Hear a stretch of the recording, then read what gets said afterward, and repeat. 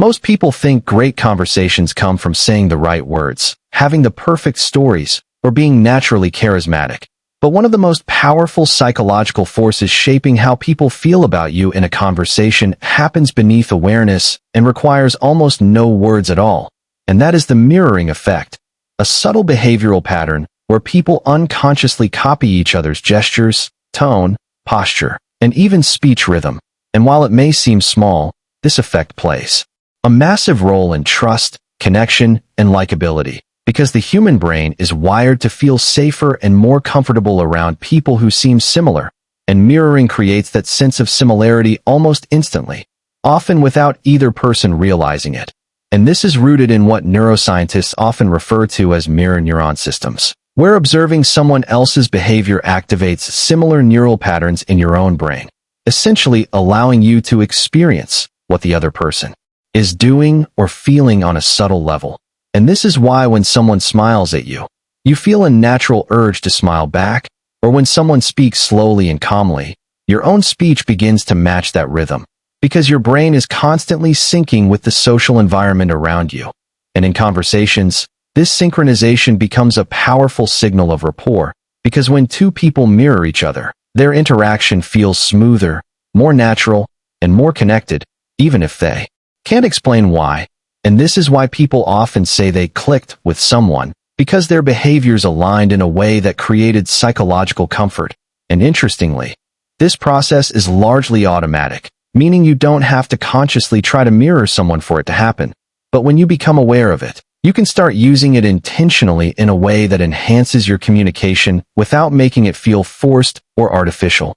And one of the simplest ways this shows up is in body language, where people who are engaged in a positive interaction often adopt similar postures, gestures, or movements, such as leaning forward at the same time, nodding in sync, or matching each other's energy levels.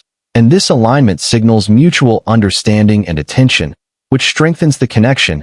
And beyond body language, mirroring also occurs in vocal patterns, including tone, pace, and volume. So if someone speaks softly and slowly, responding in a similar tone can make the interaction feel more comfortable, while responding with a completely different energy can create subtle friction, even if the words themselves are appropriate. And this is because communication is not just about content, it is about alignment. And when your behavior aligns with the other person, it reduces cognitive effort, making the interaction feel easier and more enjoyable. And this is one of the reasons why skilled communicators often seem naturally likable, because they intuitively match the energy and style of the people they are talking to, creating a sense of familiarity that draws others in. And another layer of the mirroring effect is emotional alignment, where people begin to reflect each other's emotional states. So if someone is enthusiastic, their excitement can become contagious, and if someone is calm and grounded, it can help regulate the other person's emotions. And this is closely related to the concept of emotional contagion, where emotions spread through social interactions without explicit communication, and mirroring amplifies this process by reinforcing the shared emotional experience.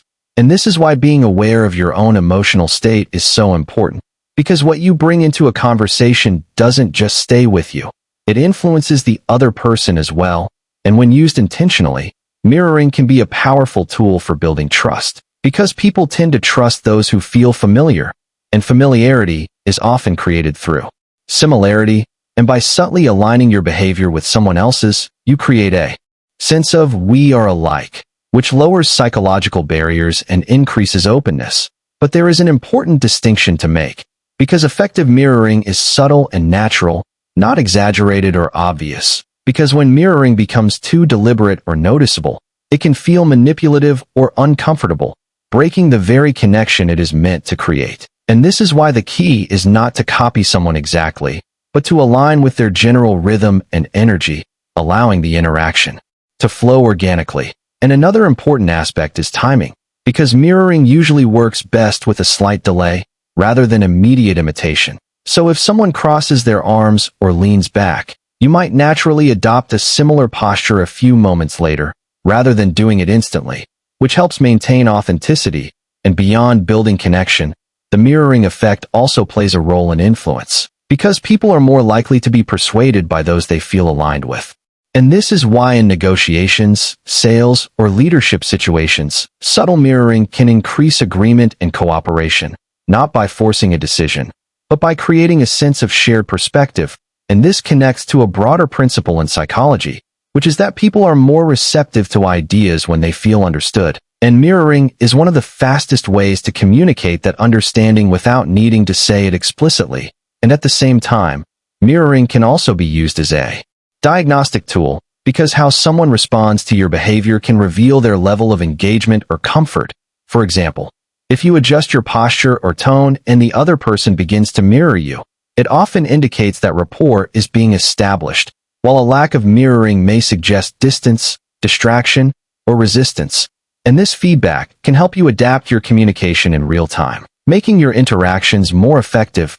And another interesting dimension is self-mirroring, where your own behavior influences your internal state, similar to how others' behavior influences you. So by adopting open, confident body language, you not only signal confidence to others, but also reinforce it within yourself, creating a feedback loop that strengthens both your internal and external presence.